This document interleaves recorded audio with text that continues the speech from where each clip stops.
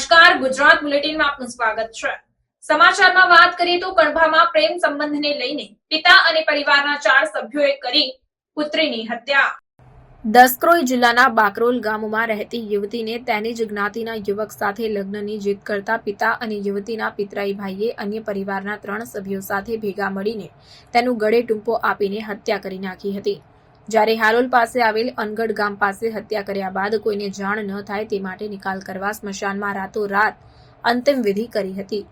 યુવતીના મોત મામલે પરિવારની મહિલાઓને પણ ચૂપ રહેવાની ધમકી આપી હતી। કણભા પોલીસે પિતા સહિત 5 આરોપીઓની ધરપકડ કરીને વધુ તપાસ શરૂ કરી છે। આરોપી અને મૃતકનો પિતરાઈ ભાઈ ગજેન્દ્રસિંહ બાકરોલ ગુજર ગામમાં ડેપ્યુટી સરપંચ તેમજ પ્રેમીના પિતા સરપંચ હોવાનું સામે આવ્યું છે। બાકરોલ ગામમાં 19 વર્ષીય માનસી અરવિંદસિંહ સોલંકી પરિવાર સાથે રહેતી હતી, જેમાં ગત 11 સપ્ટેમ્બરે તેની ગુમ થવાની ફરિયાદ કણભા પોલીસ સ્ટેશનમાં નોંધાઈ હતી। જેમાં તપાસ કરતા પોલીસને બાતમી મળી હતી કે 6 સપ્ટેમ્બરે કોઈ વ્યક્તિની સ્મશાનમાં અંતિમ વિધિ કરાઈ છે, જેથી પોલીસે તપાસ કરતા ગામમાં કોઈ વ્યક્તિનું મૃત્યુ થયું ન હતું, જેથી શંકાના આધારે સ્મશાનમાંથી હાડકાં અને કેટલાક અવશેષો મેળવીને ફોરેન્સિક એક્સપર્ટની મદદ લઈને તપાસ કરી ત્યારે કોઈ યુવતીનો મૃતદેહ હોવાનો રિપોર્ટ આવ્યો, જેથી માનસીના પરિવારજનોના નિવેદનો લીધા હતા। નિવેદનમાં સામે આવ્યું કે મૃતક યુવતીને તેના જ ગામના હિતેશસિંહ સોલંકી સાથે પ્રેમ સંબંધ હતો, જેને લઈને માનસીના પિતાએ ધમકી પણ આપી હતી। ત્યારબાદ શંકાના આધારે પોલીસે મૃતકના પરિવારજનો પિતા અરવિંદસિંહ અને પિતરાઈભાઈ ગજેન્દ્રસિંહ સોલંકી, પોપટસિંહ સોલંકી, નટવરસિંહ સોલંકી અને રાજદીપસિંહ સોલંકીની કડક પૂછપરછ કરતા તેમને હત્યા કરી હોવાનું સામે આવ્યું। ત્યારે પોલીસ તપાસમાં ખુલ્યું કે મૃતક માનસી પ્રેમી સાથે લગ્ન કરવા અગાઉ 2 વખત ઘરેથી ભાગી ગઈ હતી, પરંતુ બાદમાં બંને ઘરે પરત આવી ગયા હતા, જેથી તે સમયે કોઈ ગુમ થયાની ફરિયાદ નોંધાવી ન હતી, પરંતુ આ વખતે હત્યા છુપાવવા યુવતી ગુમ થયા હોવાની ફરિયાદ નોંધાવી હતી। માનસીના મૃતદેહને કારની પાછળની સીટ પર રાખીને અન્ય પરિવારજનોના સભ્યોને ચૂપ રહેવા પિતાએ ધમકી આપી હતી અને બાદમાં બાકરોલ સ્મશાન જવાના રસ્તા પર પાણી ભરાયા હોવાથી અન્ય મિત્ર પાસેથી એક ડારા જીપમાં લાકડા, ડીઝલ અને ખાંડ મંગાવીને માનસીના મૃતદેહને પણ તેમાં મૂકી દીધી હતી અને ત્યારબાદ પિતા, ભાઈ તથા અન્ય સભ્યો સ્મશાનમાં જઈને માનસીના મૃતદેહને સળગાવીને પરત આવી ગયા હતા। અમારા રૂટીન પેટ્રોલિંગ વખતે જે 11 તારીખના જે કણભા પોલીસ સ્ટેશનના બાકરોલ બાજુના જે બીટ વિસ્તાર હતો, આ બીટ વિસ્તારમાં જે બીટના ઇન્ચાર્જ હતા એમને ઇન્ફોર્મેશન મળી હતી કે એક 6 તારીખના રાત્રિના દિવસે કોઈ એક લાશને સળગાવીને ચોરી છુપે ત્યાંથી નીકળી ગયા હતા। પછી એને આધારે અમે સરકાર તરફી જાણવાજોગ દાખલ કરી હતી ઓર આ જાણવાજોગના દાખલ કરીને ત્યાં જે જગ્યા જે લાશ સળગાવવાની ઇન્ફોર્મેશન મળી હતી આ જગ્યાની તપાસ કરતા ત્યાં એના એક માણસના જે ત્યાં બોડી પાર્ટ્સ મળ્યા હતા। એ બોડી પાર્ટ્સ બધા કબજે કરીને અમે એફએસએલમાં મોકલી દીધા હતા। પછી ફર્ધર ઇન્ફોર્મેશનમાં અમે ખબર પડી કે જે આ લાશ જે છે આ લાશમાં એક છોકરી જે છે એક મિસિંગ છે।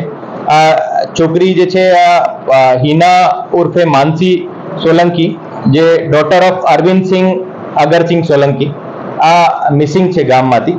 ઓર પછી એમના પરિવારથી પૂછપરછ કરતા ખબર પડી કે આ છોકરી જે હતી આ છોકરી એક ગામના એક માણસ જોડે જે એનો પ્રેમ પ્રસંગ હતો ઓર એને આધારે એને વિરુદ્ધ જો એનો ફેમિલીનો વાંધો હતો ઓર વાંધા થવાનું કારણ એવું છે કે જો એક આ જે છોકરો હતો આ છોકરાની જે સરનેમ પણ સોલંકી હતી ને છોકરીની પણ સોલંકી હતી, તો એ બંનેના લગ્ન થવાની જે કોઈ સામાજિક રીતે શક્યતા ના હતી ઓર બદનામીના ડરથી એને ગામમાં અને સમાજમાં બદનામી ના થાય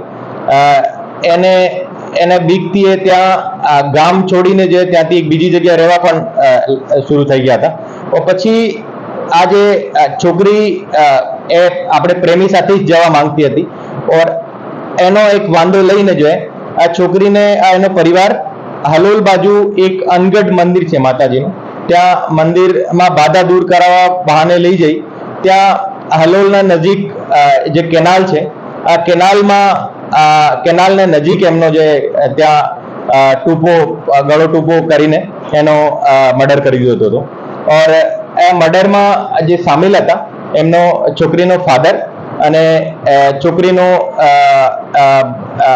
છોકરીનો કાકાનો દીકરો જે હતો. ઓર પછી ત્યાંથી આ ડેડ બોડી લઈને એક ગાડીમાં લઈને આ ડેડ બોડી ત્યાં એને પોતાના ગામમાં આવ્યા હતા. ઓર રાત્રિમાં આ ડેડ બોડીને ચોરી છુપે સળગાવી હતી. ઓર આજે સળગાવતી વખતે જે માણસો હાજર હતા એ માણસો વિરુદ્ધ પણ ગુનો દાખલ કરવામાં આવ્યો છે કે એ ટોટલ આ ગુનામાં ટોટલ 5 આરોપીની ધરપકડ કરવામાં આવી છે. એ 5માં જે 2 આરોપી છે જે એને ગળો ટૂંપો દેઈને જે તે એની મોત નિપજાવી હતી. और પછી જે બાકી જે બીજા માણસો હતા એ તમામ એની કોન્સ્પિરસીમાં સામેલ હતા. ઓર ત્યાં ગામના સ્મશાનમાં આવીને આ ડેડ બોડીનો જે છે વગર કોઈને જાણ કર્યા, વગર પોલીસને જાણ કર્યા એનો ત્યાં ક્રિમેશન કરી દીધો હતો. એને સળગાવી દીધી હતી ડીઝલ નાખીને. ઓર અત્યારે આ જે તપાસ જે છે આ તપાસ કણબા પોલીસ સ્ટેશનના પીઆઈ જે છે એને પારગી અને સાણંદ ડિવિઝનની જે ડીવાયએસપી છે એના સુપરવિઝનમાં ચાલતી હતી જાણવા જોગની તપાસ. ઓર આ તપાસ જે છે અત્યારે આની સેન્સિટિવિટીને ધ્યાને લઈને એલસીબીને ટ્રાન્સફર કરવામાં આવી છે. ઓર 5 માણસોની એમાં ધરપકડ કરવામાં આવી છે. એ 5 માણસો જે છે એ એમના ફેમિલી મેમ્બર છે. એક એમના ફાધર છે, બાકી એમના 2 કાકા છે નટવર અને પોપટભાઈ. ઓર પછી પોપટભાઈના 2 દીકરા જે છે ગજેન્દ્રસિંહ અને રાજદીપસિંહ એ તમામ આ આખી કોન્સ્પિરસીમાં સામેલ હતા. અને આ જે બનાવ જો બન્યો હતો આ બનાવમાં એની મુખ્ય ભૂમિકા હતી. ગળો દબાવવાનો જે અત્યાર સુધીની જે પૂછપરછમાં જે ઇન્ફોર્મેશન મળી છે આ પૂછપરછના આધારે આ ગજેન્દ્રસિંહ અને એના ફાધર અરવિંદસિંહ એ બંને એનો ગળો દબાવીને મોત નિપજાવી હતી.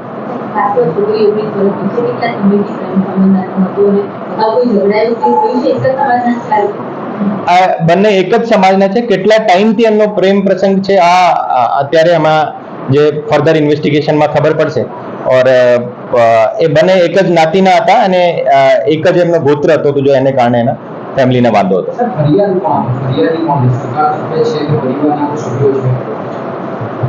એમાં જે જાણવા જોગની જે તપાસ કરી હતી, જાણવા જોગની તપાસ જે કણબા પોલીસ સ્ટેશનના પીઆઈ કરી હતી.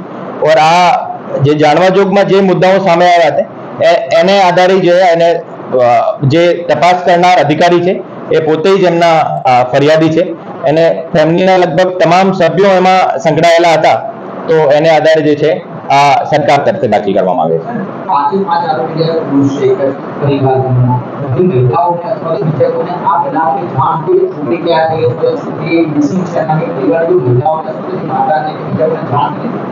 પ્રાઇમા ફેસી એવું અત્યાર સુધીના ઇન્વેસ્ટિગેશનમાં એવું ખબર પડી છે કે એની મહિલાઓને પણ જાણ હતી, પણ એમનો કેટલો રોલ છે જે આ ફર્ધર તપાસમાં સામે આવશે.